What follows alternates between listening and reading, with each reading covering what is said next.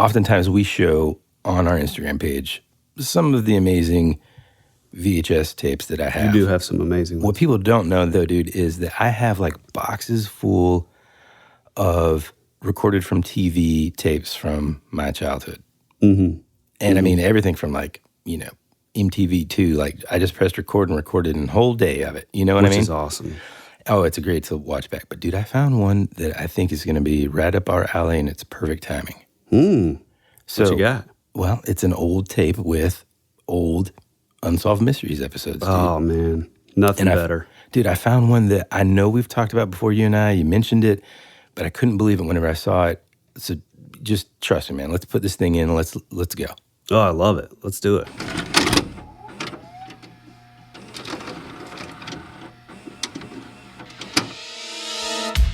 Shortly after the death of his grandfather, Don Decker's life took on a disturbing, almost supernatural dimension. Suddenly, wherever Don was, rain mysteriously began to appear, leaving his friends to wonder if he had somehow been possessed. But for Don Decker, the rain was only the beginning.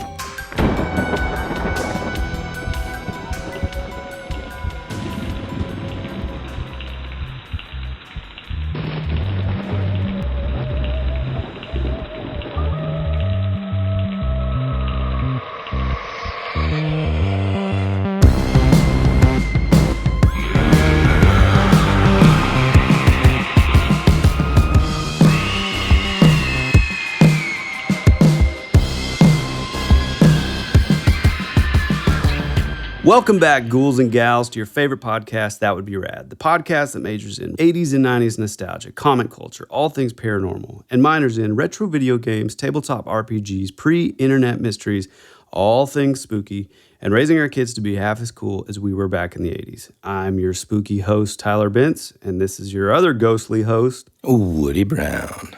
Hey, dude. Well, first, I want to apologize for my weird nasally voice, but we're kind of going through the sickness in the house right now, and it sucks. Mm-hmm. Yeah, same. But, dude, go ahead. Well, I was just going to say my oregano pills have sustained me. My gosh. But we just got back from fall break in Chattanooga, Tennessee, which was amazing, by the way. Perfect time of year to do it. We went to Ruby Falls and like Rock City, which is just like a classic Americana, a little slice of Americana. All kinds of stuff with like trolls and fairies and gnomes and goblins and stuff. Like, it's awesome. It's really cool. Yeah, it's great. But I slept in the bed with my 4-year-old who just snored and coughed right in my face like the entire time. So I think it's finally catching up, huh? Took hold, yeah. Yeah. Mm-hmm. Well, by the time I think the listeners are listening to this episode, we're going to be doing our fall break, my family. Right. We're going to be down in Orlando at Disney, man. Yeah, dude, that's awesome. Yeah, first Disney experience. I'm on the... Really? On First the one? Yeah. I don't know. We'll see what we'll see what my final review is. This kind of like, it's always kind of been like, I understand you got to go at least once kind of thing. Yeah. But it's not my cup of tea. But I mean, I will say that I think the coolest part is the fact of like when you're going, and I think seeing all of like whatever they do it well. Yeah. As far as in the parks, as far as the whole company overall, there's some things. Well, I just mean like, I'm not a big roller coaster guy anyway. I forgot. And I don't think my kids are really. I don't know, man. Just a bunch of lines. In other words, like for that cost, I mean, seriously, we could just go to Ireland again. And to me, that's more, I don't know. Anyway, I don't want to get into it. What I do want to get into, though, is we've got this tape. And yes, we could present this story to our listeners on our own, but, why not like dial the time machine back to 1993 when this episode first aired? Let's sit down in the Midnight Radio studios together and watch this episode of Unsolved Mysteries, man. Oh, that's perfect. Yeah. I mean, I don't know about you guys listening and you, Tyler, but they're like, when I was a kid, especially this like late 80s, early 90s, this guy's voice, man, like it didn't matter if it wasn't that scary of an unsolved mystery. I was freaked out. Oh, dude, the second that you heard that dun, dun, dun, dun, dun, dun, little piano score and then with his voice, I mean, honestly, if I'm being honest here, and I'm kind of showing my cards a little bit, but I have to admit, like, unless it was like, and again, this is coming from somebody not afraid of the dark, I don't scare easily as far as that stuff, but there was something about cries. Yeah, okay, here we are again. But definitely that show and that intro and his voice, like, if it wasn't in the middle of the day, like if it was at night or I was watching TV by myself and that came on, immediately cut it off.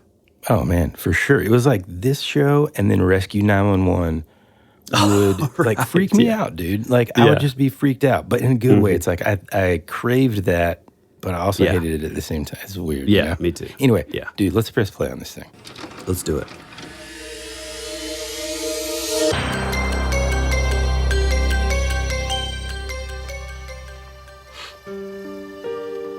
We commit his body to the ground, earth to earth, ashes to February ashes, 24th, dust 1983. to dust. In Stroudsburg, Pennsylvania, the funeral of James Kishpaw is in progress. He had died of cirrhosis of the liver at the age of 63. The Lord look upon him with favor and give him peace. His grandson, 21-year-old Don Decker, had been granted a furlough from the county jail to attend the funeral. We would like to invite you to come forward and pay your last respects. Don was serving a 4 to 12-month sentence for receiving stolen property. It was a capstone of a troubled adolescence. What no one knew was that Don had been keeping a dark secret. He says that his grandfather, James, the man he was now obliged publicly to mourn, had abused him physically from the time he was 7 years old. No other part of the family knew anything about, what happened. And it was like, like good fighting evil. I basically put it, the evil was gone, and I was hoping, that everything would change. In fact, things would change, and drastically, but not in a way Don Decker could ever have imagined. After the funeral, Don was completely unnerved by the way his parents glorified his grandfather's memory. He decided to spend the night with his friends, Bob and Jeannie Kiefer, whom he had met a few months earlier. It was at the Kiefers' home that all the uneasy feelings stirred up at his grandfather's funeral came back to haunt Don. Suddenly, the air around him vibrated with a deep chill. Almost simultaneously, water began to drip from the living room walls. Don fell into an eerie, trance-like state.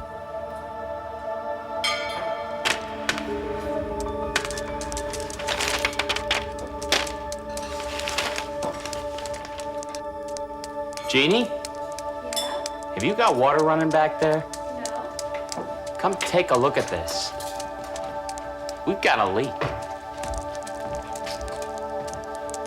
my God. Look at that, it's all over the wall. At a total loss, they decided to notify the landlord, Ron Van Hoy. The rug all wet. Get some pots or a bucket or something. I'm gonna call Ron. Hi, Ron, this is Bob Kiefer. The phone rang, and I got a call from my tenant, Bob, and he said, you have to come down, we have a problem. And I said, well, what's the problem? He says, I can't tell you. He says, just come down. He says, you have to come down right away. Hey, Bob, what's up? Thanks, we got a leak here. When Ron arrived, he was just as puzzled as the Kiefers about the cause of the problem. And look, it's on the walls, too. Sure is. We decided that maybe, some plumbing, but there were no pipes in the front end of the house to leak. Plumbing's in the back. There was basically nothing there that the water could have come from. It could be some condensation or ice melting or something like that.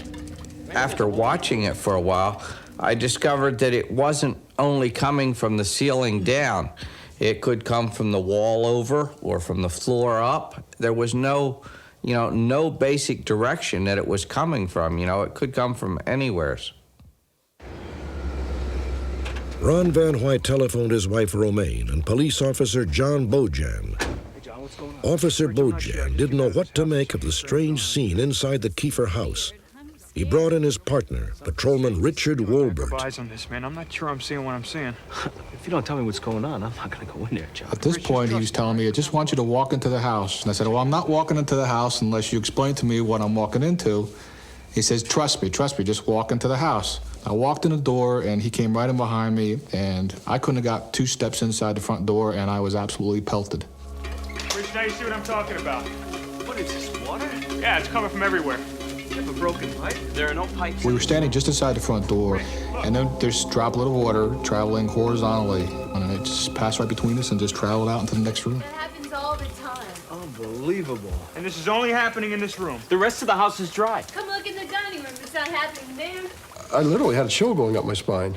It make the hair stand up on your neck. That's how I felt. This was a situation where things were happening that I never, ever dreamed could possibly happen, and there was no way of explaining what was going on.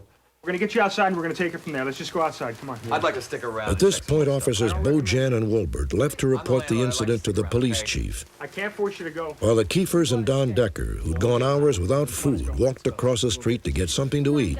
Ron Van Hoy and his wife remained behind.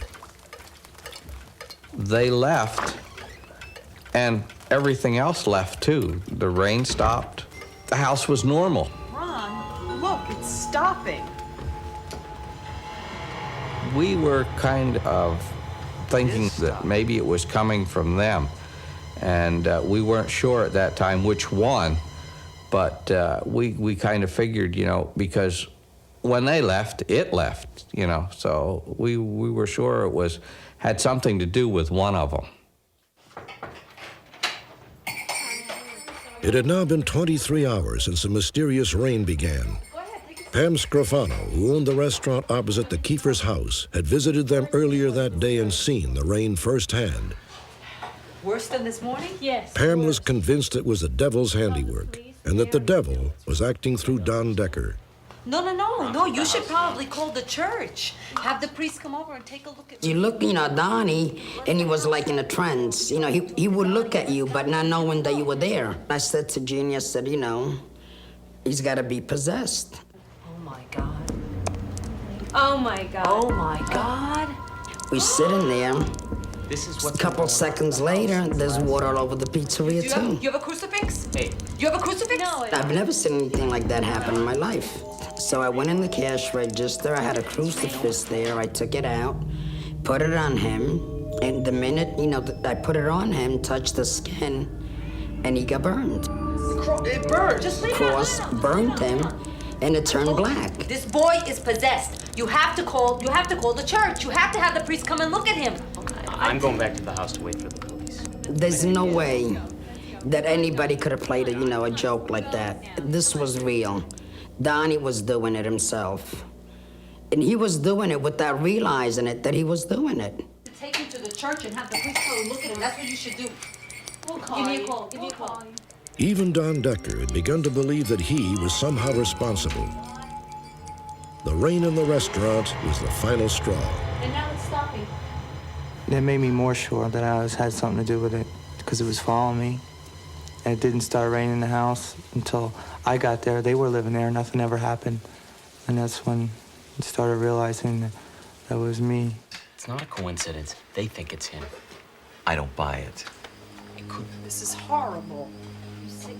Back at the Kiefers' house, Romaine Van Hoy confronted Don Decker, accusing him of somehow causing all the trouble on purpose. This is your fault. You made it rain in the living room. You made it rain at Pam's place. This is all your fault. It's you, Donnie. You're the one that's doing this, and you have to make it stop. It's you. What is that? The pots and pans that were over the stove, they started rattling.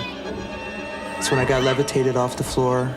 It was just like floating. Then it was like a push, but it wasn't like somebody taking your hand and pushing you. It was like feeling it all over your body at one. And I'm a big guy, I always have been assertive, and that made me felt like a newborn,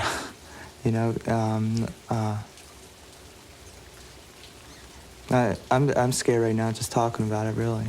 But I believe that there was I don't know if you'd call it an evil spirit, but whatever, a demon, possessed his body and caused this. Well, this better be good, gentlemen. You wake me up in the middle of the night, I'm out here. A few hours after the strange incident in the kitchen, officers Bojan and Wolbert arrived with their chief, a hardened skeptic, in tow. I got a 7 o'clock meeting with the mayor tomorrow morning. When the chief got to the house, he was pelted with weather, just as Rich and I was. It's getting worse. I got the impression that he was put on the spot, maybe a little bit embarrassed, like we expected something out of him that he could answer. This looks like a problem with your pipes. There was no way to explain what happened, and I think he was put in a position where he might have felt a little uncomfortable. Dry as a bone on the other side of the house. The Stroudsburg, Pennsylvania chief of police would be one of the only eyewitnesses from that bizarre night who denied that anything out of the ordinary had happened. You got me out of bed for this? Hey, Chief, this isn't a police problem. This is a plumbing problem. This is a police problem. These people are helpless. These people are having a joke with you. They're having their way with you. Look, nobody's being hurt here. Nobody's being threatened, so we're out of here. We'll talk about it outside. Okay. All right, don't worry. We'll take care of it. The police chief ordered his officers to leave the Kiefer house. He instructed them not to file a report. In fact, he directed them not to speak of the incident at all. I think he just wanted out. He could not give us an explanation for it. He couldn't help us. He couldn't provide us with anything more than what we had experienced and what we had come up with. Well, he just flat out denied it. It didn't happen, and he tried to convince me that nothing happened, and he wasn't going to do that. I saw it, and that's all there is to it. The next day, acting against the specific orders of the police chief, 3 of his veteran officers went to the Kiefer home to try and figure out what was going on. Turn around. You'll be all right. All right? Nice and loose. One of the officers was Bill Davies. All right. This will just take a second. Hey, bring your hands behind your back. We're standing there, and I gave Mr. Decker this gold cross to hold. Just hold on to that for a The minute. next thing is it's burning my hands, It burns. and there's no explanation for it. When you picked it up, when you grabbed it, not hot, but it's hot. And that's when I held onto it. Hey, what's going on here? Hey, guys. All of a sudden, he lifted up off the ground and he flew across the room with the force of though a bus had hit him. Oh, my God. Donnie. I looked, and there was 3 claw marks on the side of his neck, which drew blood. My God, look at this neck. Come on.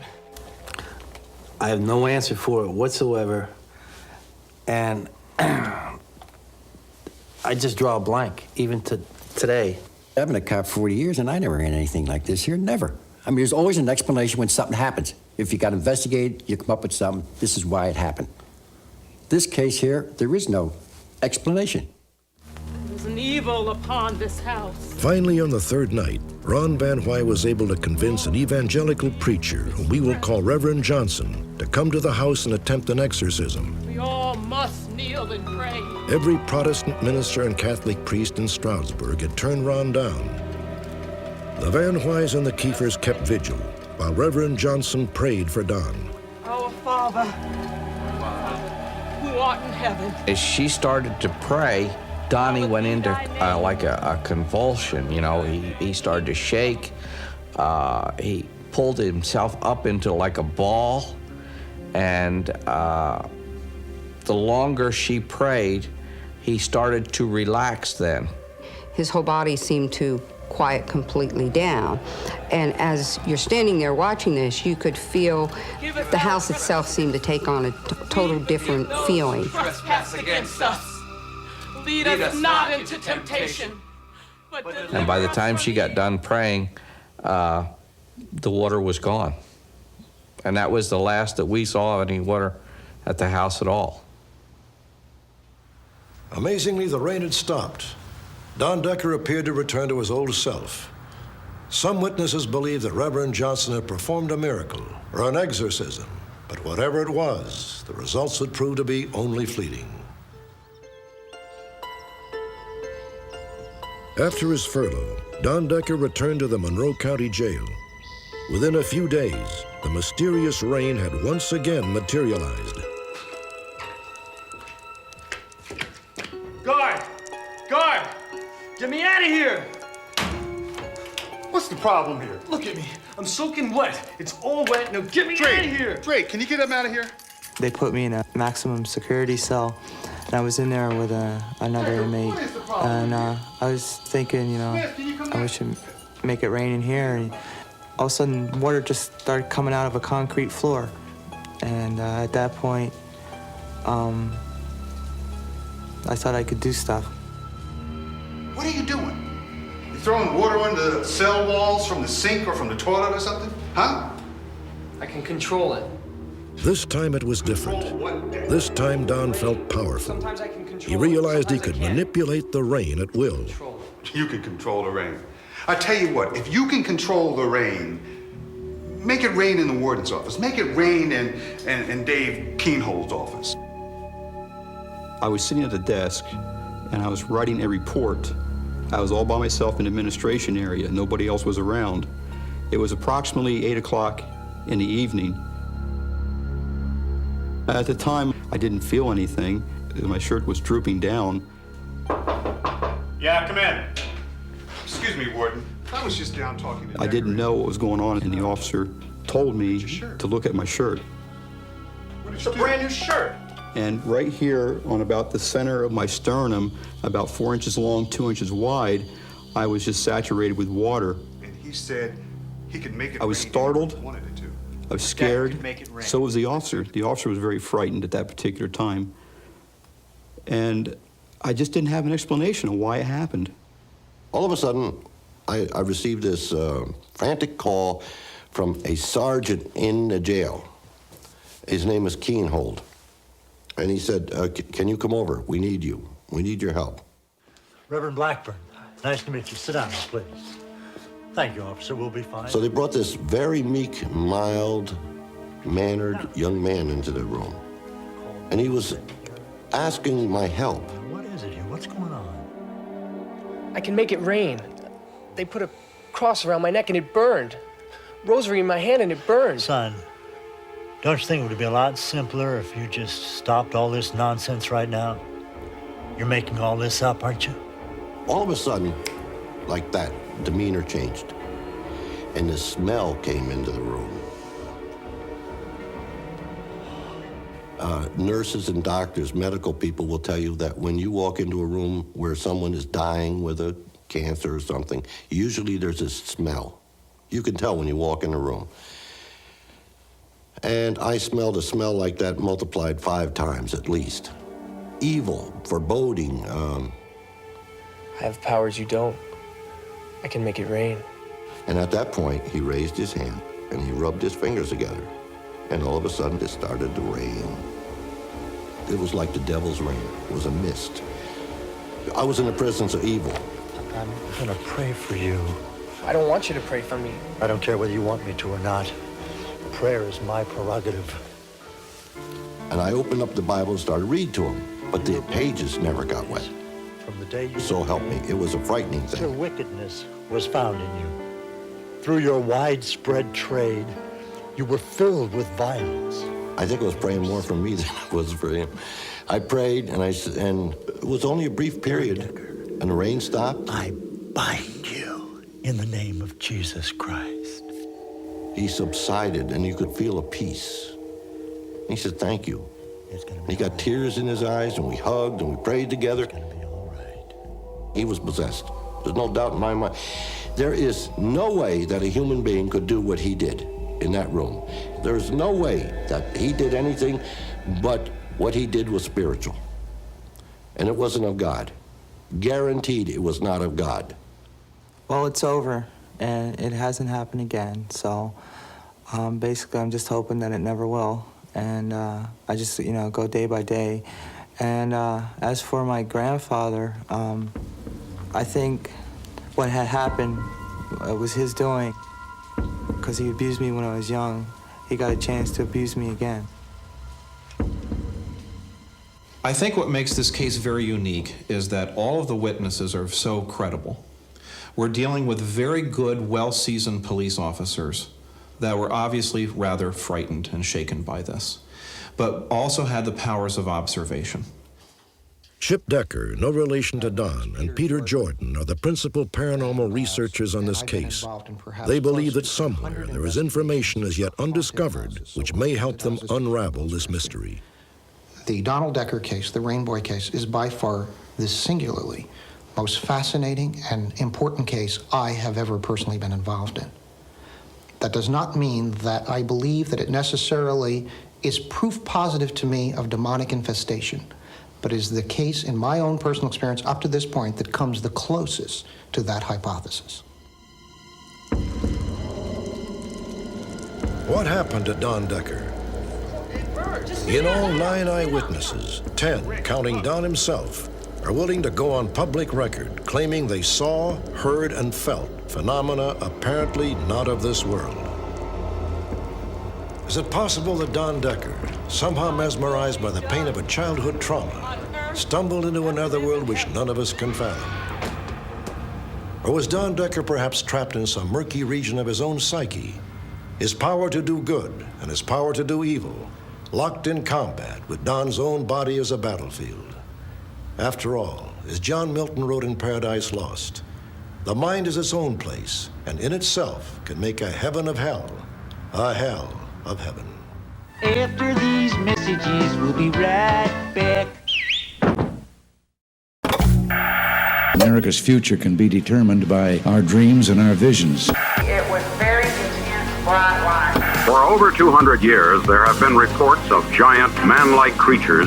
From another dimension, another world, I don't know. The most intriguing mystery on the North American continent. Hey, this is Bryce Johnson from the Bigfoot Collectors Club, and you're listening to Tyler and Woody on That Would Be Rad, because that is rad.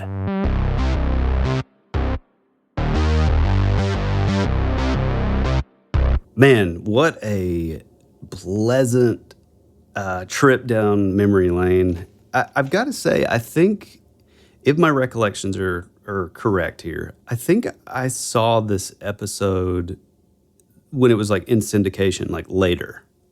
I don't remember seeing this then, but the reason I say that is because I remember to you longtime listeners, I've mentioned my Aunt Linda a million times. She was the one who was into all that. Everything scared, a blue-collar family, but then she was like the one sort of shining beacon of like imagination, and obsessed with Stephen King, owned every first edition book and all that kind of stuff. Loved horror movies. And so I remember her telling me about this story, and she was kind of like obsessed with it. And so that's where I first heard about it. And then I remember later on like seeing it. I remember there's certain aspects of this that I remember just the second I sort of rewatched it. Mm. And one of them is like just the way that this guy, this when they interviewed Don Decker as an adult, this is like 10 years after the fact, right? Because, I mean, this episode aired in, I think 1993? Yeah, February 10th, 1993. It's season 5, episode 18 of the classic Unsolved Mysteries. And it's 10 years before that Don Decker and his family and people have this, like, experience. But I'll never forget, like, the thing that kind of triggered my memory about it was his facial expression. It's very flat. Yeah, it is. You know, and I think, it's, you can't laugh, I know exactly. He just got that dead-eyed look. Yeah, man. And kind of learning more about him as his lifestyle and stuff. Like, he was young, it's kind of sad, man. Like, don't maybe laugh. It's really sad. He was like a young sort of drug user that sort of like hindered his development in a sense. Yeah. And so I think... And also, and not to get too grim, I think the saddest part is like, and it never really like specifies this, but it says when his grandfather died, like I think he was really torn in a way because it's his grandfather, and like as far as I know, like his parents had kind of turned their back on him, but also his grandfather had abused him as a kid, and like I'm sort of thinking like possibly like, sexually, I guess. Yeah. And so well, it's interesting too. Like sad. the way he even went to the funeral was that he was on furlough, from his prison sentence for accepting stolen goods. I think was the charge. Here's something else about this guy that was interesting to me. That later on, so first, let's just say that there are many that are skeptical of this case in general throughout the years, and we'll kind of dive through those different theories that the skeptics have. But one thing to note is, he was actually arrested most recently, I think in 2012 for arson. Right. And, I found that too. And so because of like criminal activity and that kind of thing, a lot of folks kind of just chalk him up to being a non-reliable sort of source of information. And I get that. But what I've kind of deduced from, again, rewatching it, seeing his facial expression, and then sort of the types of crimes that he's done. So like with this arson thing, a store owner basically hired him to burn down this store so that the guy could, do like some insurance fraud or something like that. And you're talking about in like 2012? Yes. Right. And so it's like the crimes that he's convinced to do, like the other one that he was arrested for and spending jail time holding stolen property, like he wasn't the one that stole it. So in other words, he kind of seems like the guy that is easily convinced by other people, that are doing bad things to just like, hey man, hold on to this for me, taken advantage of easily. Well, and so when I hear the bit about the fact that his grandfather abused him in some way, and I'm like you, to me, it wouldn't have been a huge secret if he was just like punching him in the face all the time. So it had to have been something worse, Yeah. Well, and that's like what I think this is where you're heading to, is like a lot of times that will stunt your growth behaviorally. So you're kind of, even though he's an adult, he's kind of perpetually in that same state of where he was stunted, I guess. Yeah. And they also say like the family friends, which I love these people. They're so nice, especially Bob and Jeannie Kiefer. They had said several times that like, he had a tough life, and they totally opened up their home for him when his own mother wouldn't. And he said that like, he kind of got caught up in the wrong crowd, and usually that's kind of a sort of a cop out a little bit, I think, to be like, oh, not my son, he just got wrapped up in the wrong crowd. But I mean, from the crimes and stuff, I kind of buy it a little bit. Yeah, I mean, well, here's another thing that's interesting, dude. He was 21 when all this stuff happened. So the fact that they call him, Rain Boy at 21 kind of tells you a lot that you need to know. You know what I mean? So you feel bad for this guy. Yeah. But let's start diving into like the weird stuff. That happened. Well, first, I think the thing to me that makes this story so compelling and so cool is just the massive amount of eyewitnesses that all experience this sort of crazy, if you will, like phenomenon. And it happened at, as far as I know, at least 3 different locations, so I don't know. To me, it's such a high strangeness kind of event and case, but I think it's like really grounded just by the amount of just this huge amount of eyewitnesses.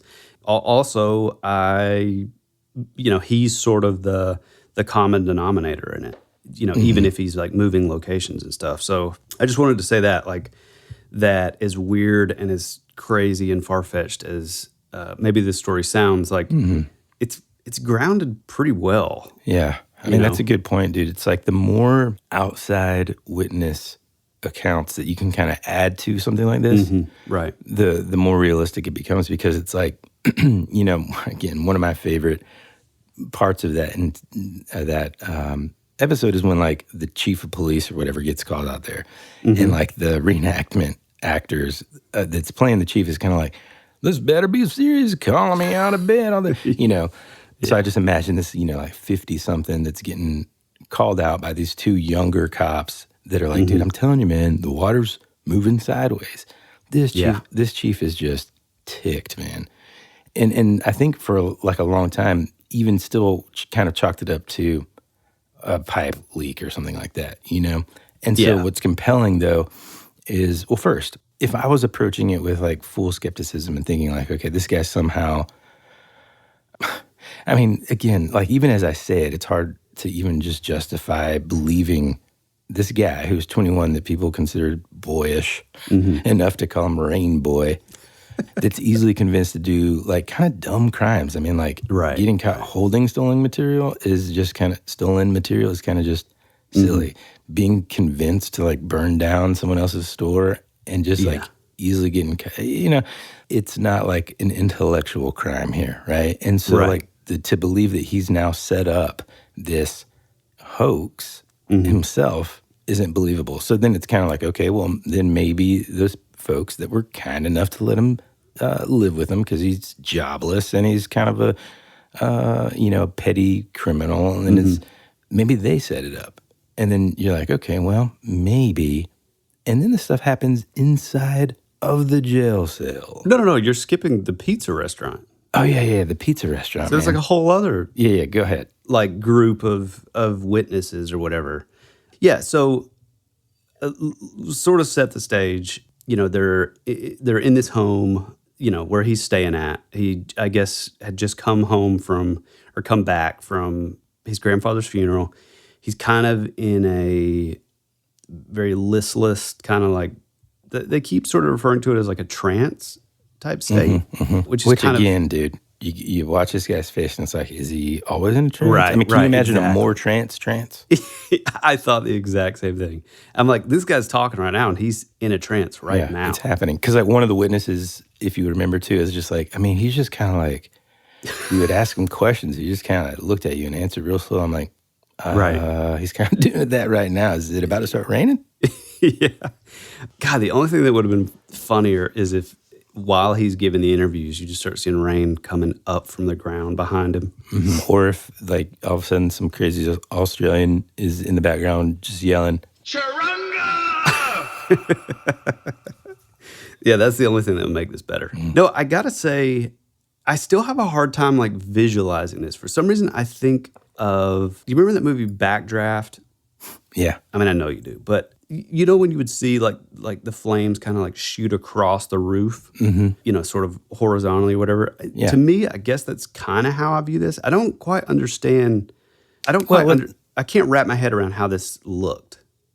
Yeah, I mean, I think that's probably a pretty good sort of comparison. I mean, let's just be honest here. The visual effects of the actual Unsolved Mysteries episode left a lot to be desired. Yeah. When they explain it, they just show like a streak of water, which is an interesting, cinematic decision. But, I think that's, if you can just picture water moving in a way that just doesn't seem right. I mean, that's enough to be kind of weirded out. Oh, yeah.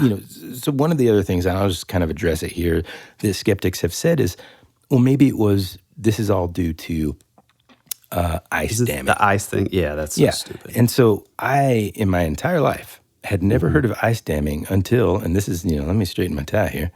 And this is when being an insurance agent is going to make its way into the podcast. That's the first time I learned about ice damming, because in the South, we don't really deal with it, especially here in Georgia, much at all.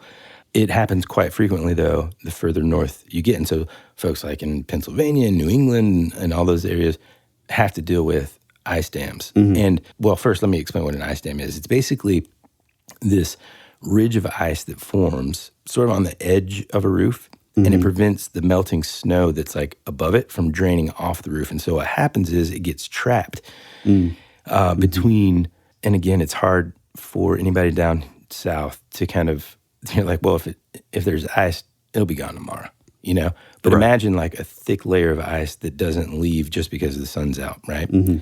That's a kind of cold that us Southerners can't really imagine unless we're watching like Game of Thrones or, that kind of thing. It's rare down here.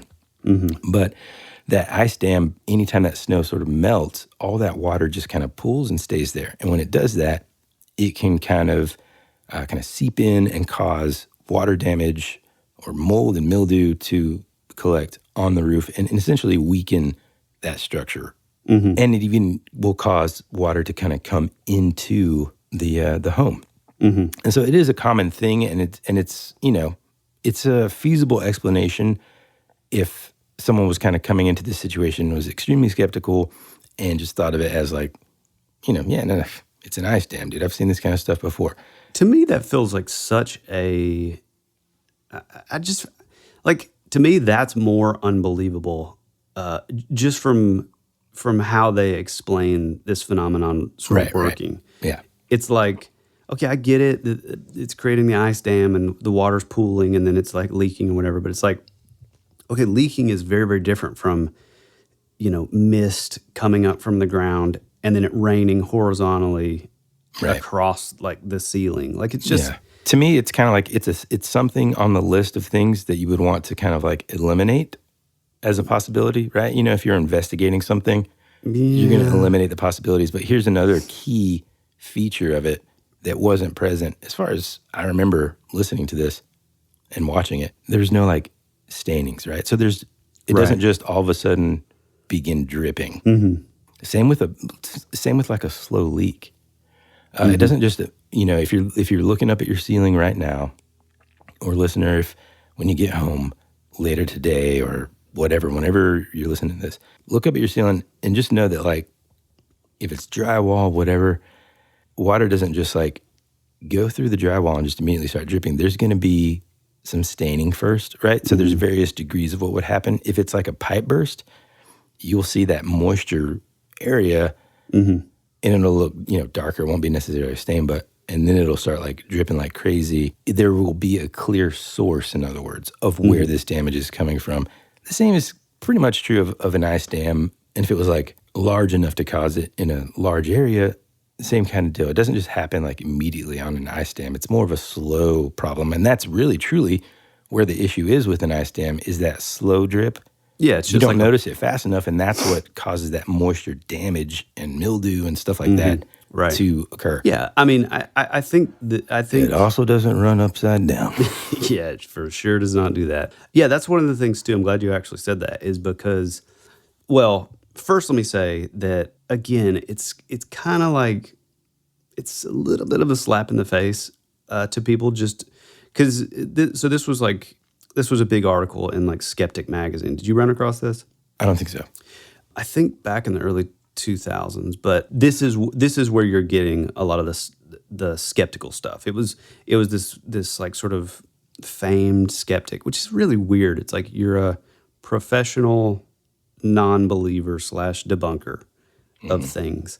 I don't know. Just that always rubs me the wrong way. Like I think it's good to be skeptical, but I think like if you're literally I think like Joe Nichols is sort of the main one when it comes to paranormal, but it's like their whole job is to literally debunk these things. Mm-hmm. And okay, hold on. Let me just interject here. Mm-hmm. I think that's okay for the sake of separating the unsolved and unexplainable from the people that just want attention, right? And so, like, in a way, I think there's some good, I don't know, Joe Mickelson or whatever the guy's name is, and I don't know if that's his intent, but, just to come out and just, like, prove everything wrong, in some sense, is, I don't know, I don't mind it as much because, like, there's a lot of just bullcrap, man, that exists. Oh, yeah, absolutely.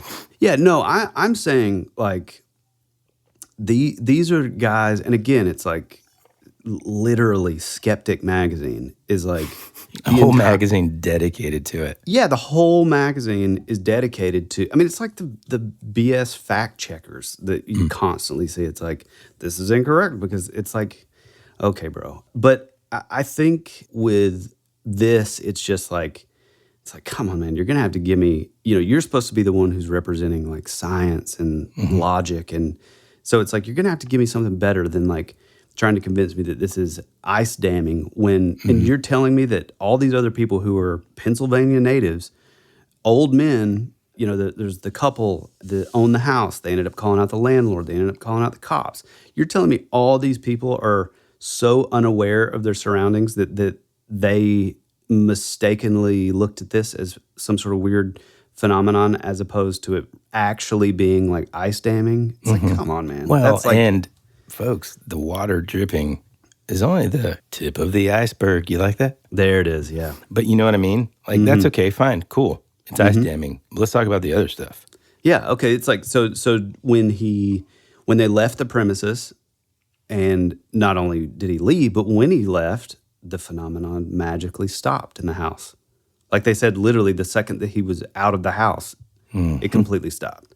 I think we need to say that like the landlord, you know, him and the cop and the couple, they were looking around, they were looking everywhere because they originally thought that it was like a burst pipe, you know? So they're looking all over the place. They find nothing. They say, well, let's, this is crazy. And I mean, you can kind of imagine that situation of like, man, well, this as a homeowner, man, you don't, you know, like water damage is a serious thing. Yeah, it's no joke. Mm-hmm. Well, but I'm saying like the idea that like, it's like, hey man, like I can't even get my bearings here because there's water shooting all over the place. Let's go across the street to the pizza shop. So they go there. What happens what there? an 80s move. Hey guys, look, we got water shooting everywhere. I don't really know why. We'll figure it out later. Who's up for a slice? Maybe a run on. You got an extra quarter? Let's play some Pac-Man. There you go. Yeah, Galaga. But then they go to the pizza place, and there you go again. Boom, starts again at the pizza place. Man, I just think that like again, and I know that like and I'll admit it, I'm always going to be the one who pushes back against like people who just like live to debunk things. But it's just like, if we're looking at this logically, I don't know what this is. I'm not saying it's a demonic attachment. I'm not saying it's like psi phenomenon. I'm not saying that the dude has hydrokinesis. I'm saying whatever is happening logically and scientifically, he is the common denominator in all of these separate locations and where this crazy stuff is happening. Yeah. And so it has to be something associated with this dude. For everybody listening that doesn't know what hydrokinesis is, it is the psychic ability to manipulate or control water. Oh, yeah. I'm a huge X-Men fan, so I know a lot. Yeah. Which we'll get into like sort of our theories on this, which mine may surprise mine's pretty you. simple. Are we doing it now? No. Because like, here's what I want people to understand. The one piece of information alone could potentially be explained away. And I get that. And here's the one that I'm talking about. So it happening at the friend's house, maybe there's a leak. Right. They leave because everybody needs a slice. They go to the pizza place. It happens there. Whoops daisies.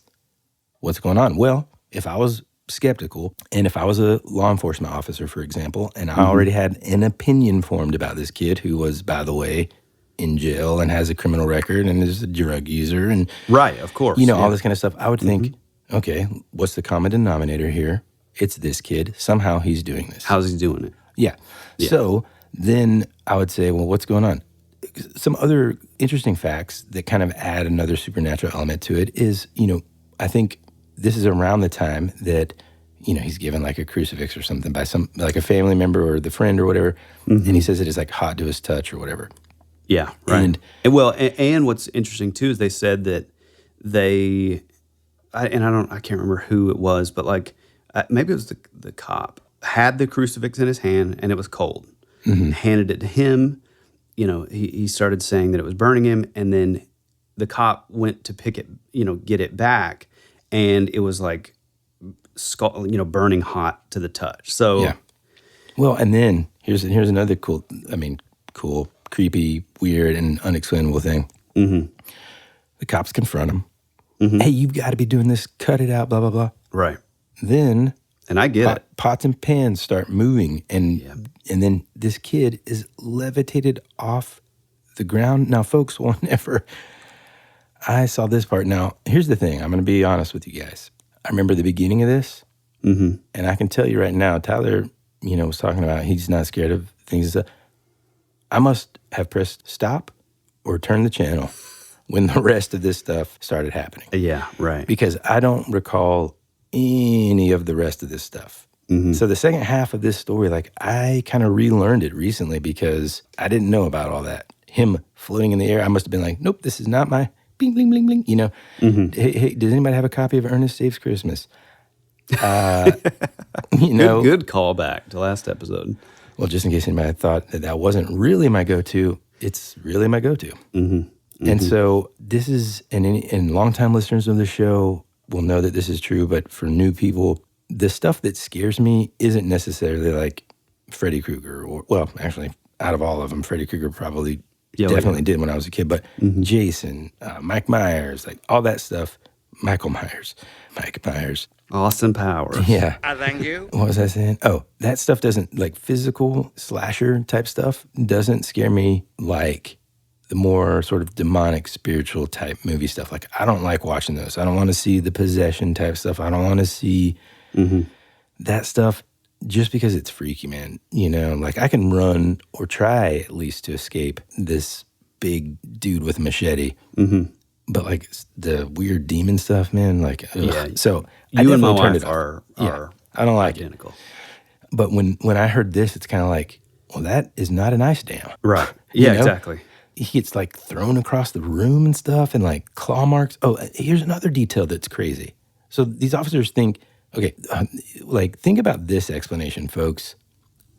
I'm not on the opposite side of the coin. I'm equally annoyed by somebody that presents just a stupid explanation for something. That's without what I'm like saying. proving it. Like, my thing is, if you're going to be skeptical, you have the same amount of responsibility to prove. Rephrase that. Being skeptical is a good thing. I think we're all somewhat skeptical, but being a skeptic. True. Okay.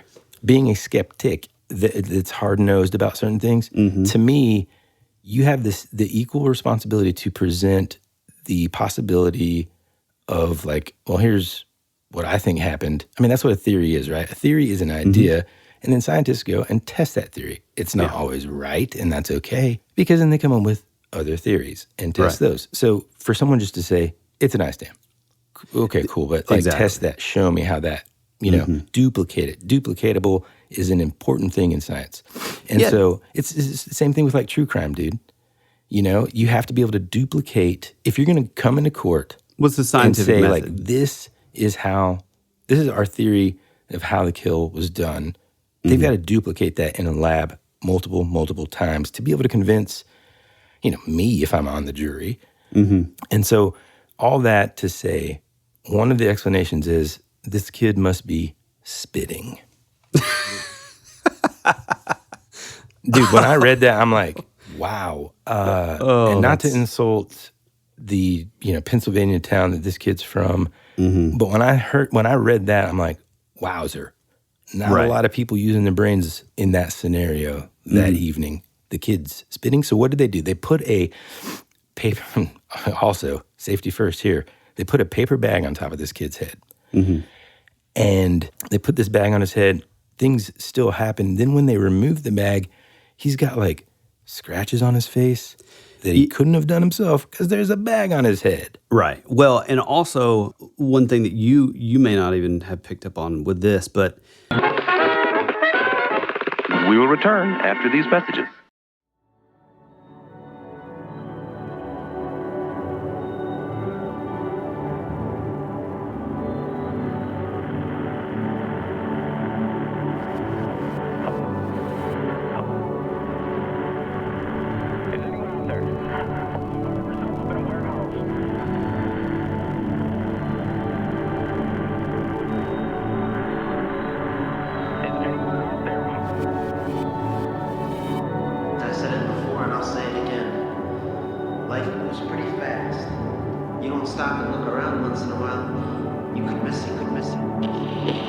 Hey, this is Woody. And this is Tyler. And you're listening to That Would Be Rad. And now, back to our show.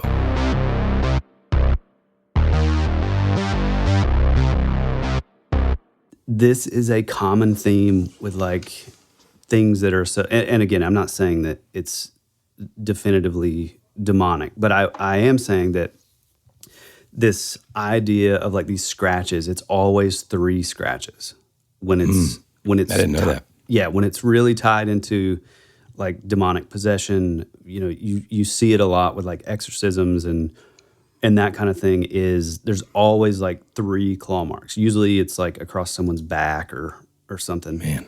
Yeah. And one thing too that I could possibly get on board with the skeptics is they say, well, I mean, they don't really give any sort of burden of proof to convince me that it's not some kind of paranormal thing. Mm-hmm. They say, well, more than likely, a lot of the story was probably just sort of blown up for exaggerated or whatever. Exaggerated, yeah, right. And I mean, there's a part of that I could see. Okay, maybe, but again, to what end, dude? You think these 2 cops that visited the scene at first just made a ton of money because they said this kid started floating off the ground? Right. Well, and not only that, but it's like everywhere that this kid's going, there's like another group of bystanders who are witnessing and seeing this occurrence. So I don't know. I mean, I think the only thing that you kind of have to take away what you know about the Rain Boy and like the way he looks and talks and just his character. Mm-hmm. I mean, okay, so he's been known to be highly impressionable and he gets caught up in the wrong crowd. And like, okay, so maybe he does have something to do with this, and maybe like his like ne'er-do-well friends are sort of facilitating that. Mm-hmm. But which is the only kind of explanation that I could see could maybe be feasible. Sure. Because any time that like any of this stuff is happening, he's usually sitting with his like head in his hands, like or just staring off into space. Like he's not doing anything. He's not like pulling some lever. He's not spitting across. He's not spitting on the ceiling. Enough saliva. Right. My God. And real quick, speaking on saliva before you get into that, do you remember kids that could do that weird thing where they would like do something with their tongue at the bottom of their mouth and they could like shoot spit? Oh yeah. How did they do that? I was never able to do that. I forget the name of the. Clay's gonna know it. I forget the name of the thing on the bottom of your tongue, but essentially it's where like it's not the only place, but it's one of the main places that saliva kind of like comes from. And so you can kind of like, have you ever been like, you've never been like talking to somebody and all of a sudden it's just like, a spray of saliva comes out and you're like, sorry. But That's I was never able to like control it. Yeah, I mean, and shoot it across a room because I knew kids that could like put some distance on it. But hold on real quick. Okay, so I'm with you. I thought the same thing at first. Again, first half, right? Mm-hmm. And then I don't think that. But here's the thing, dude. Yeah, no. I know you don't. But you're correct in that's a feasible line of thinking. Mm-hmm. If, let's just for a second pretend that there's zero such thing as any sort of supernatural or spiritual, any of that stuff wiped off the table, okay? Let's pretend like we don't believe in any of it. Again, let's pretend that we don't believe in any of it. Right. So we think, well, it's either him. I don't know if he's, mentally capable of concocting such an elaborate hoax, especially in 1983, right? Where there isn't just a ton of awesome mini tech that can kind of help facilitate this. But okay, next, maybe it's his neighbors or whatever, the family that brings him in. Okay, well then, how do we explain when it happened in the jail cell? Right, exactly. So then it's like, then you go back to, okay, well maybe this kid has some way of, maybe he's just got the most saliva of anybody we know. I mean, I just don't. Well, I got to say, too, that one of the things that I found interesting is, like, not only was it just sort of, pouring rain horizontally, but everywhere that he would go, it was said that it, like, the temperature of the room, it would, like, cool down, which, obviously is, like, a common thing with, ghost or sort of spirit phenomenon. is like the temperature in the room drops. And then they would say that it would be like extremely, like an extreme amount of like moisture in the air, and like a mist would start forming. So to me, it's like, it's not only this like rain thing. There's something that's like, that has some sort of manipulation over, and I mean, I was partially kidding when I said hydrokinesis, but there's something that's multifaceted with this. It's not just like, oh, it's just raining sideways. Yeah. You know what I mean? Man, I don't know. I mean, and again, like, how do you explain? It's not, I don't know why I keep on coming back to this, but I think it just makes me so angry. The fact that someone really thought, like, I told you. Like, it's hard for me to believe that two police officers who are going to get made fun of maybe the rest of their lives. This is 83. Yeah, folks. 1983.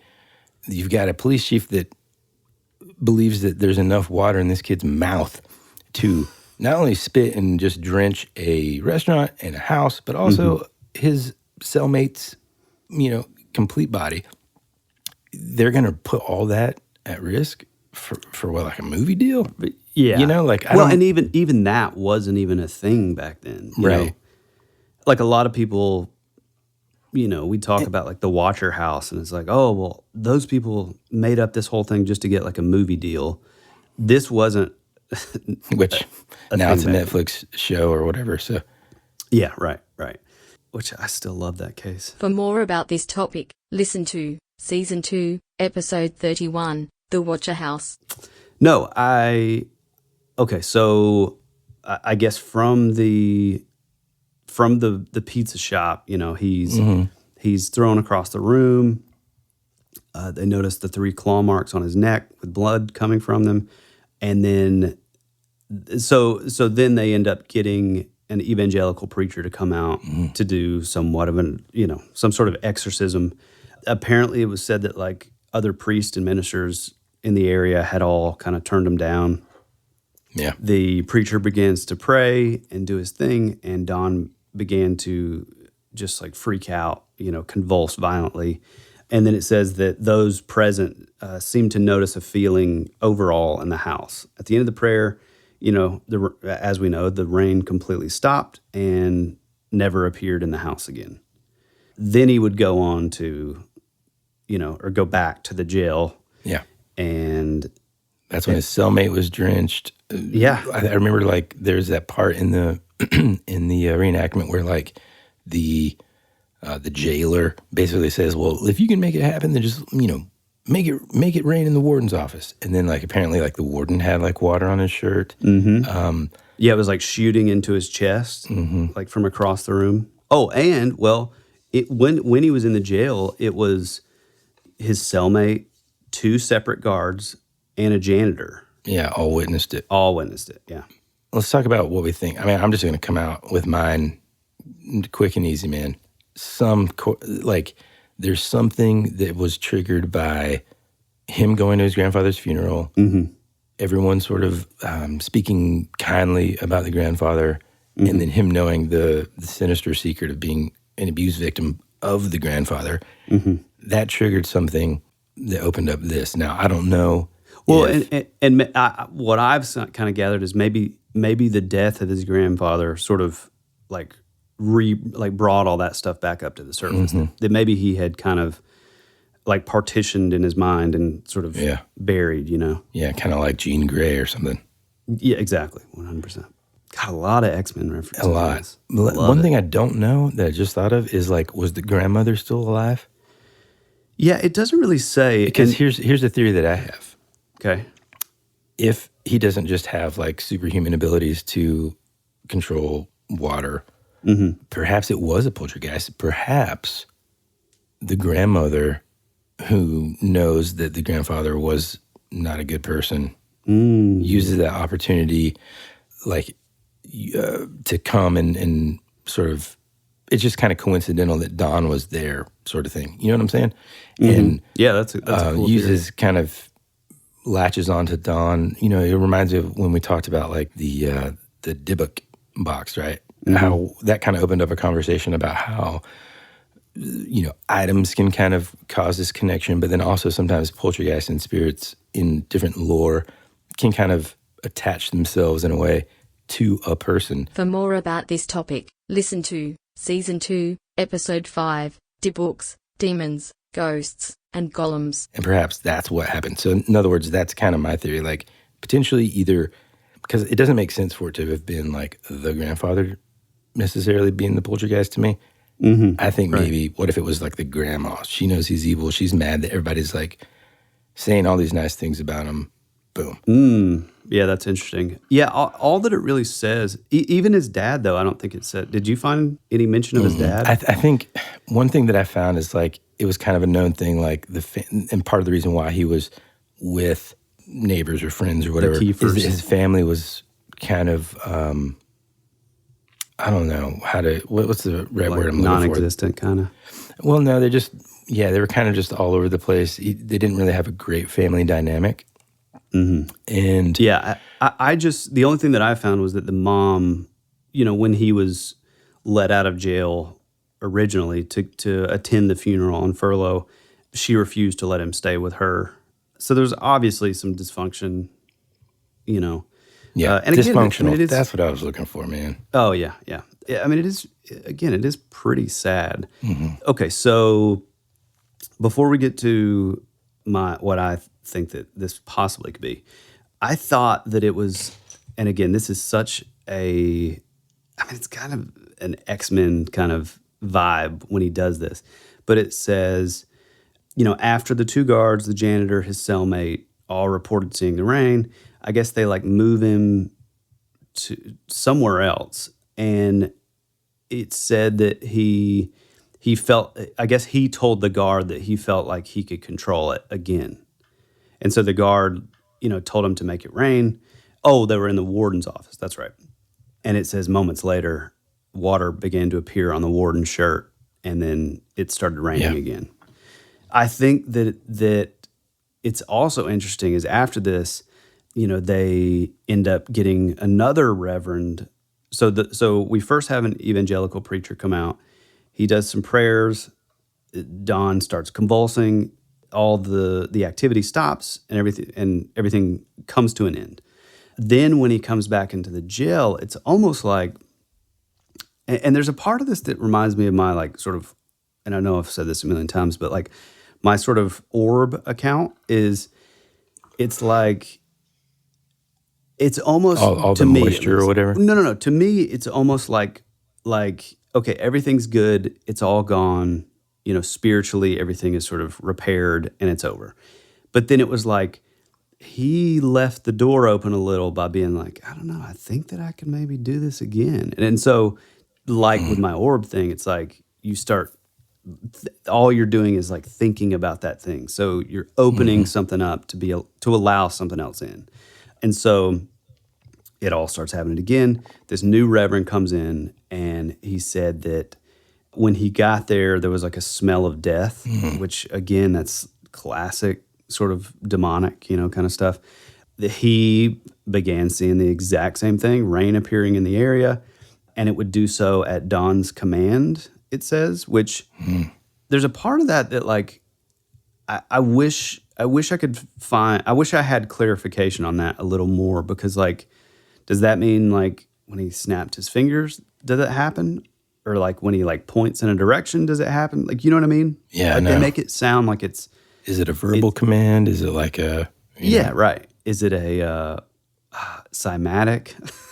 Yeah. D&D. Maybe my favorite thing about this is that when it says, the Reverend appears, he starts to see it. It says when he opens his Bible, the Bible never got wet. So weird, man. Which is fascinating, and one of those weird little high strangeness details that it is so sort of abstract that leads me to believe that there's more to that. You know what I mean? Mm-hmm. Again, he prays, rain stops. The Reverend did this full on ceremony, and it said that he prayed with him for hours. Eventually, Don said that he felt like he, I guess was in a better place, spiritually, But the rain apparently stopped and it never came back. Yeah, I think that, so getting into like what I think it is, I think that, and again, these are all just sort of far out hypotheses, but I think that,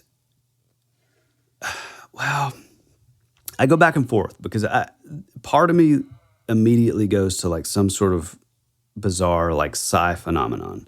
So basically, whatever's happening with spontaneous human combustion, it's like the water version of that. And so obviously it's not fire, so the person's but it's not like, gonna, if that can happen, maybe the opposite can too. right, exactly. Yeah. Yeah. And because it's not fire, it's not burning up the person's, so he's able to tell you or do it again. Survive it, yeah. Yeah, survive it. I think that's just sort of where I go. I really, it feels like there's, and we've talked about like, getting into this more in the future too, about like the, sort of psi phenomenon and like that sort of blurry area between what we know scientifically and then the things that are still unexplained. And so to me, it feels like, his grandfather dying, he's, environmental stressors, he's out on furlough. I mean, there's like a high level of like tension and emotions. And so it's like, was he sort of shifting into like maybe like an altered state, that he maybe he had created a long time ago for self-preservation or whatever. And maybe like in that like sort of subconscious thing or whatever was happening, maybe somehow that was able to do this sort of like, poltergeist kind of thing. But the only thing, so this is why I keep going back and forth though, like I feel like that feels like some sort of, I mean, I don't know. Maybe he even like tapped in. Maybe he even, because, and again, I go back to when he said, I think that I feel like I can do it again. Yeah. And it's like, I don't know, maybe in this sort of altered state, he sort of was able to like kind of tap in and like control it, a little bit. But then it goes back to the crucifix, the Bible, anytime like the like prayer and the Bible and like that would always sort of clear it up. So it's like, which came first? Was it sort of a placebo effect that sort of shut down that like altered state that he was in, allowing him to like do all this stuff? Or was it truly like a demonic thing? Because again, you have, and I don't know, like I've always had a little bit of a, like, it always, I don't know, the demonic thing has always kind of rubbed me the wrong way a little bit, how like, oh, it's got to be demonic. It's got to be like, and so I always sort of push back on that, but there are elements of this that like, it's hard to look past with, like I said, with the crucifix and the Bibles and all that stuff. But was that just some sort of like a placebo effect, and almost like he believed that it was going to happen, so therefore it basically happened. It did shut it down. You know what I mean? Yeah, no. And it's but interesting the too, three like, claw marks and the smell of death and being thrown across the room, that's different. I don't know.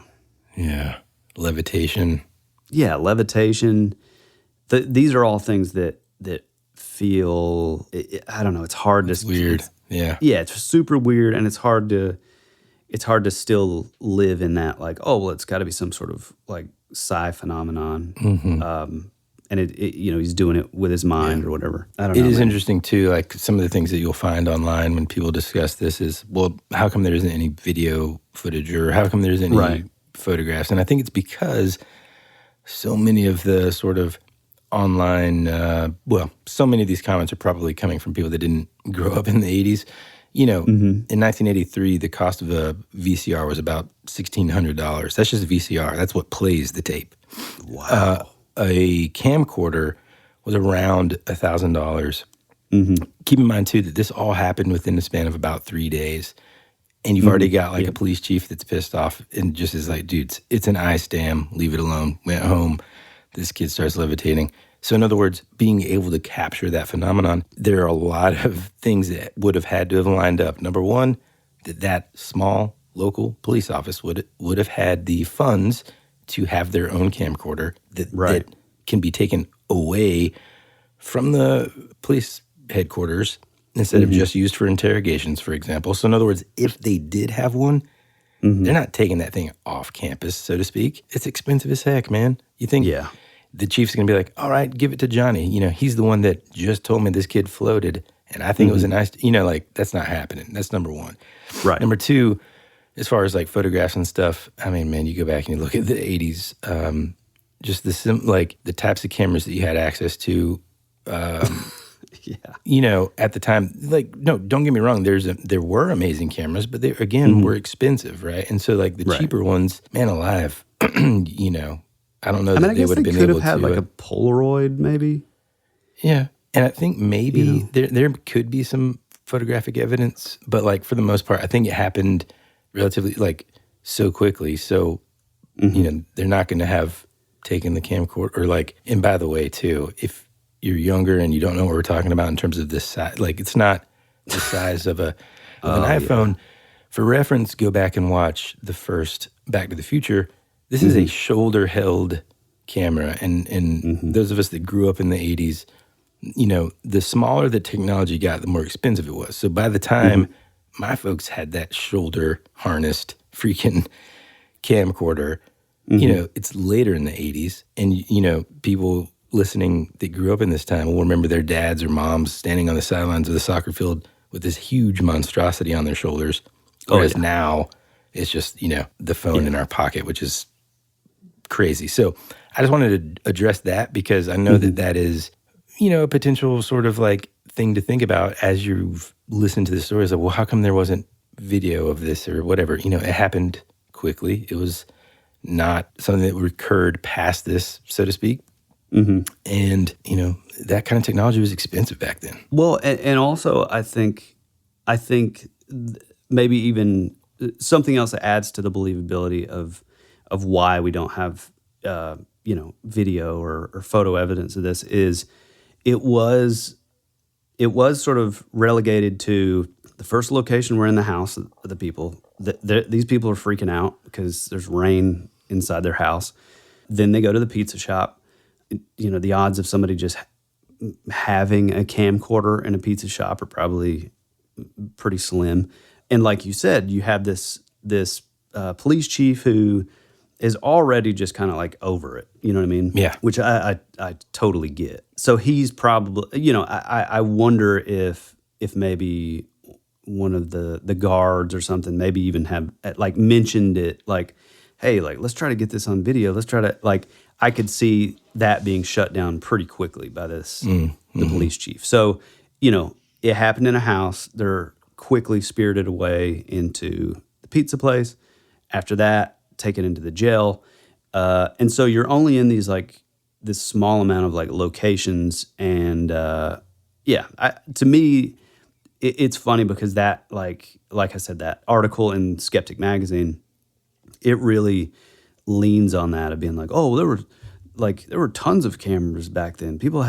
Tons of people had cameras and you know, camcorders and that kind of thing. And it's like, not really. I mean, like, I remember, I mean, we rarely had, I mean, I think we had like a family camera that like wasn't great.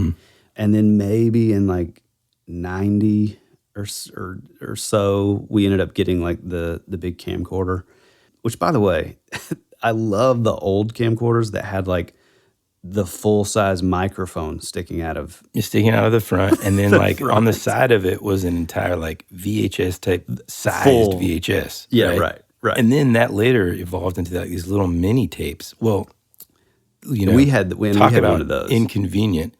You got to take that mini tape, put it inside a special, like, it's a regular size VHS tape, but with like a little thing for the mini tape, and then put that in the VCR to play it. Or you could connect the camcorder to the TV using AV cables and stuff. Oh, God. Just such a mess, right? It's not convenient. It's not easy. It's a pain. Which, by the way, like, I've never even thought of this until you just said this. And we had one of those, like, adapter tapes. Like, just the quality loss that had to take place between recording on, like, a mini it's like it was called like a mini something. Yeah, mini tape. I mean, I don't know. I can't remember what it was. It was like but tiny. It was like maybe like 1 inch by 1.5 inches. Yeah, right. Teeny tiny. Which, I mean, it was like a miniature VHS tape, which is, I mean, it was kind of adorable. But like putting that into the other like adapter to play it, it's like, I just wonder how much like clarity and like loss you had in quality. Yeah.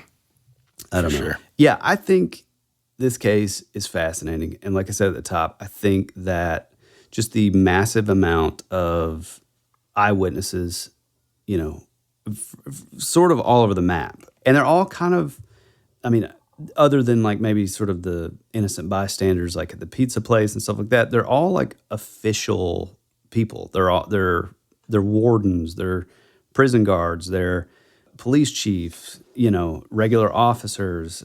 And so again, I lay it back on the skeptics to require like the burden of proof and say, you're telling me that all of these people just like made this thing up, and maybe some of it was embellished, like I said earlier, but I don't know, man. I just, it's like it does have that level of high strangeness that makes me actually believe it more than believe it less. Mm-hmm. You know? Yeah, for sure. As man. crazy as it sounds. Man, what a perfect, spooky, weird rewind back into the archives of history here from way back in 93 and 83 to just remind us, man, that some things are just unexplainable. Yeah. And scary and weird. Yeah, absolutely. I tried to look up to see what old Don Decker was doing nowadays, but I couldn't really find anything. Yeah, I mean, he was 21 in 83, so he's making it rain somewhere. Hey-yo. So, wait, how old would he have been when he tried to burn down the restaurant in the Poconos? Let's see. 21 in 83. 2003's 41. So 50. 2013, he'd be like 50. So you're 50 years old, and you're still a teenager at heart. Yeah. Well, bless you, Don Decker. We're sending good vibes your way because we know that you've had a hard road. Mm-hmm. Albeit a wet one. Well played. You got anything else, Woody? I think that's about it, man.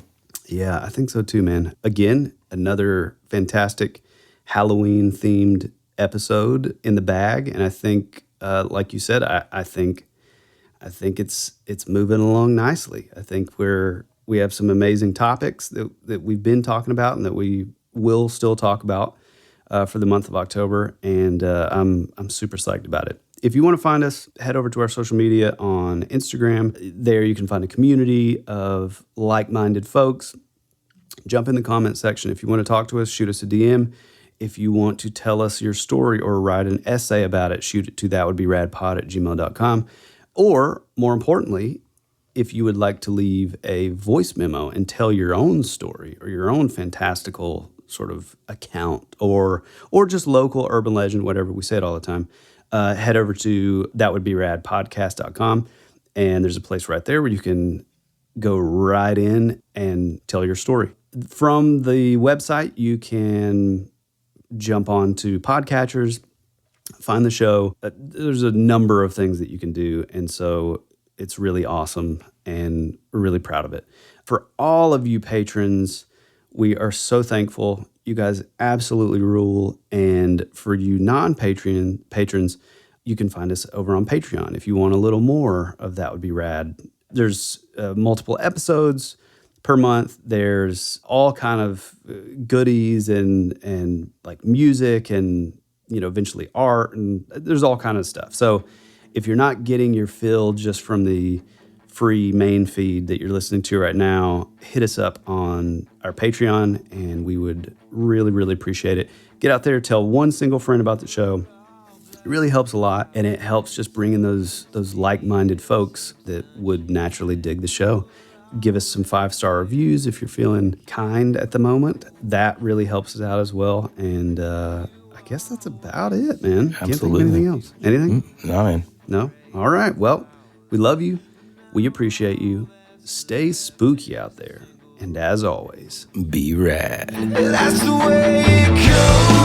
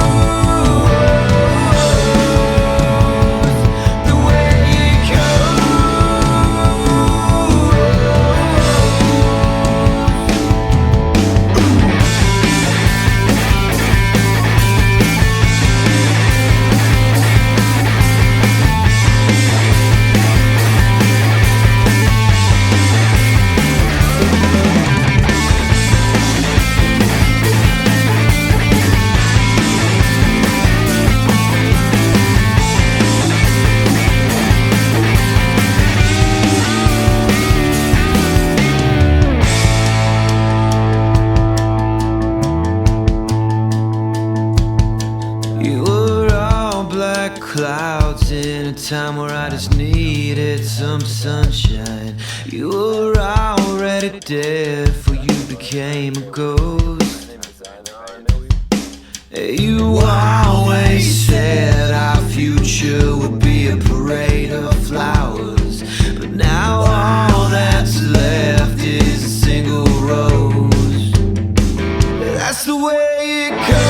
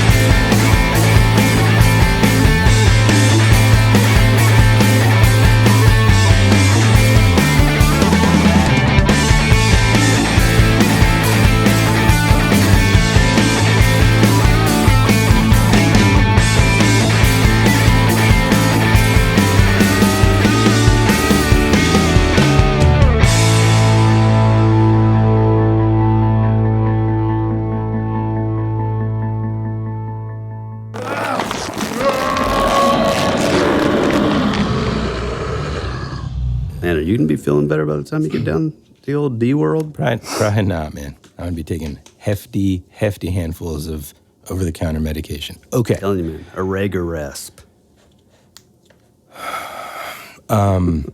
Jeez, man. Ism's good, ism you. I am good, pal. Dude, my front yard, just sharpening pencils, huh? Hey, man, I need a sharp tip for the episode. Just the tip, huh?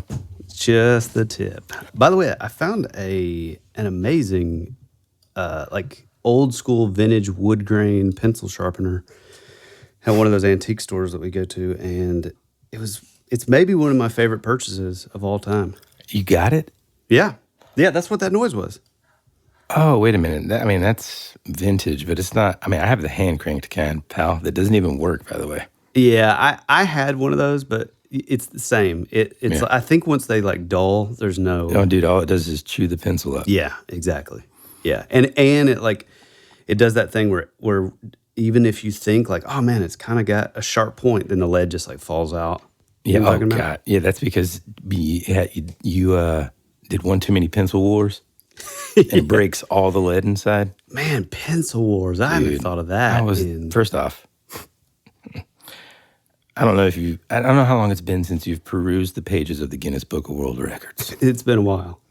But I should be in there for greatest pencil war champion of all time. I mean, you want to talk about paper football, or you want to talk about pencil wars? Dude, I was the king, man. Indonesia's Do you remember golden you boy.